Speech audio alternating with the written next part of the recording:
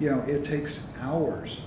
People go home and they're taking a nap by the time they finish. They run in bad weather. That's a great metaphor. And I thought that was, that was a great metaphor for kind of what we've become is a nation of sprinters. And I think he's right.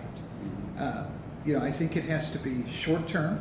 I think we have to show the graduation rate has gone from 1 to 35, rather than a long distance runner that cries because that relationship she's developed with a program is that intense.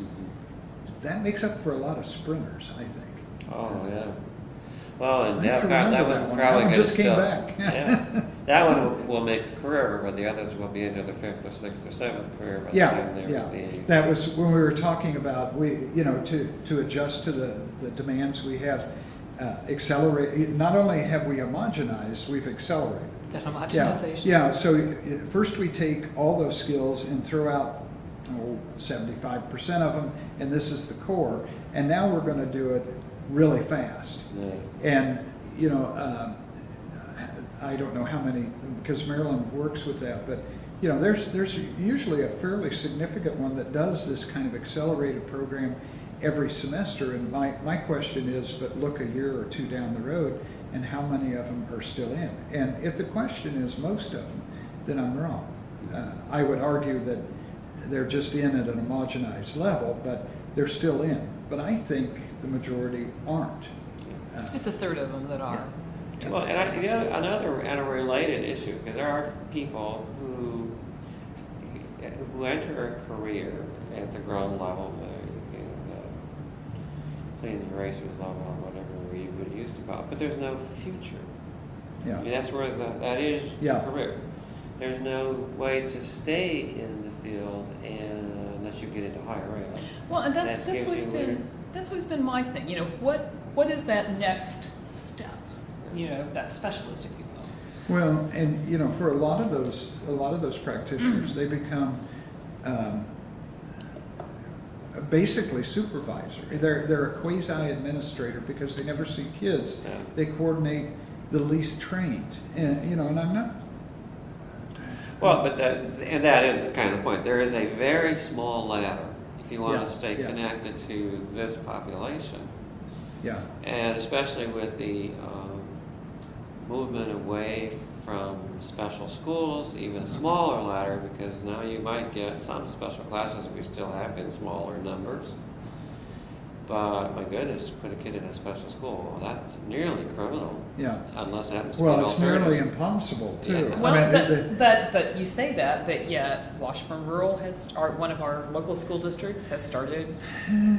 Well, I don't know about Washburn Rural, but I do know that a lot of those efforts are not an effort, I would say, on the positive side, No. but it's to keep them from us. Don't let the apples spoil. Now, I'm not saying that's their school model, and I don't know about that one in particular, but a lot of them have been formed to just pull that troublemaker out of my hair and put in yours. You have to remember the Judge Rodenberg Center still has students enrolled. They're still full. Yeah. They come from Kansas. Sometimes it's easier for a school district to write JRC a check for $200,000 than to solve a problem because it's out of my hands. Oh, and I have been there several times. Matthew Israel was a friend of mine, so I know a lot about that place. But I was also in a school near you just a month ago in Kansas City. These alternative schools that are built or opened are not special schools in the sense that they're operated within the boundaries of and the knowledge base of kids in need of special.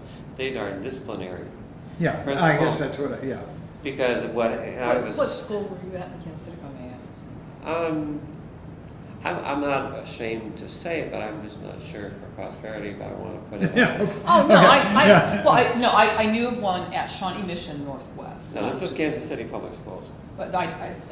Missouri. Yeah. Yeah. Okay. Yeah. I was just curious if it was this particular. It's a school that's been open for about a year. I was there It's a little over absolutely a month ago.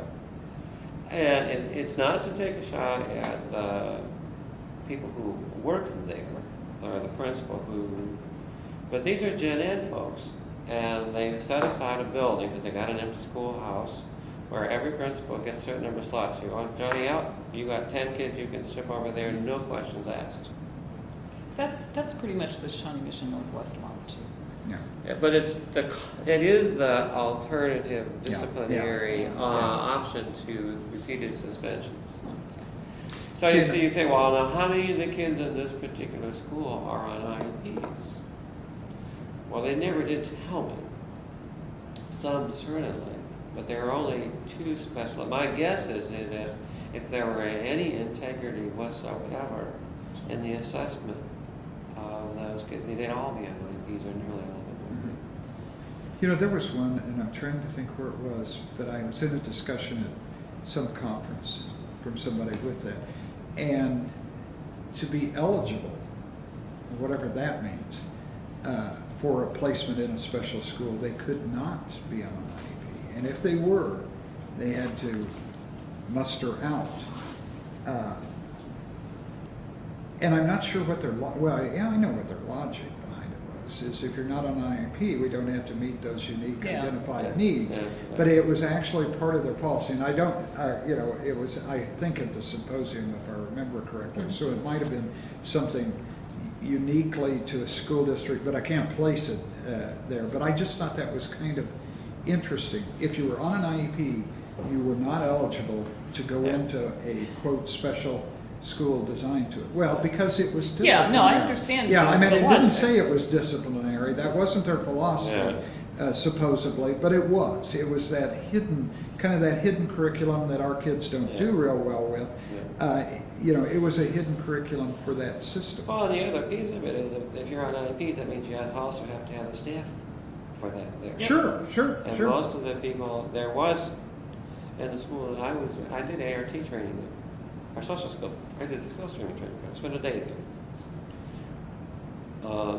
Gen Ed teachers, for the most part. A principal who had no clue what I was talking about. I mean, nice lady. Yeah, yeah. Very, I'm sure, Yeah. wanted to do the very best she could for these kids that other principals couldn't handle. I wouldn't take a shot at anybody in that building.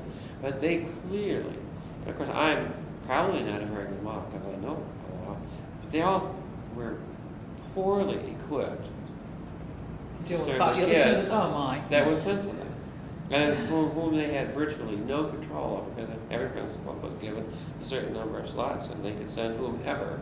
There is some kind of filtering process, but minimal, that they had to ensure that something locally had been done before they were sent. But that's my experience with these alternative schools. Well, you know, even, you know, when you were talking about that, even a recent kind of insight, I've got to watch the time, we meet 10 and 10, was within the district where we kind of function, or the stream in which we swim, there are levels. You know, there are resource rooms, and they call them district programs, but they're those more restrictive placements. So you have a kid with a challenging behavior, you know, identified, you know, da-da-da-da, then you make this decision on placement. So let's say he's in school A at this at a lower level, okay? He's identified as EBD. And we have at school B the district program. And so if what I do in school A isn't successful, then I have the option of Send him to providing school. this more. Yeah. Okay, well, what had happened recently is school A had sent Johnny to school B, who kept him for 30 days and sent him back to school A.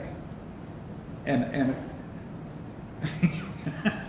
well, so, and obviously the individuals involved were, let's just say, excited about the options that had occurred. So I had this talk with him. Until they got Johnny back. Yeah, well, but I said, okay, you know, I understand kind of the mechanics, but I have this one question. As you make this decision at school A, to send Johnny to school B, somebody on some level somehow has to make that final determination. My question is, who is it? Or what's the process? And they said, The sending team. So this team at school A, when we get together and we talk with school B, but we make the decision. We need to send Sheldon to school B. We need to go to school B. Okay? So I go to school B, and I said, okay, at some point, on some level, when Johnny's ready to go back, somebody has to make that determination. Who does it? And they said, the sending team. Which is then them. Which is them. And I thought, oh my God. And I said, well, we can get together and talk about this, but this is a systemic problem. This is not, the teacher at school A wanting an easy job, or the teacher at school B is saying, what the hell are you doing? This is an administrative problem. So sometimes it's even that kind of, that focus. Because if you're at school B, and all you do is work with this top, the top of the mountain, Johnny coming in, your reference point is completely different than school A. And somebody needs to be outside of that sphere. And it ain't going to be me, because I've already got enough people that are mad at me. But, somebody needs to say, no, you can do X, Y, Z at school A before. What happened to that whole transition? Well, it just kind of goes back and forth and back and forth. And I can make a prediction.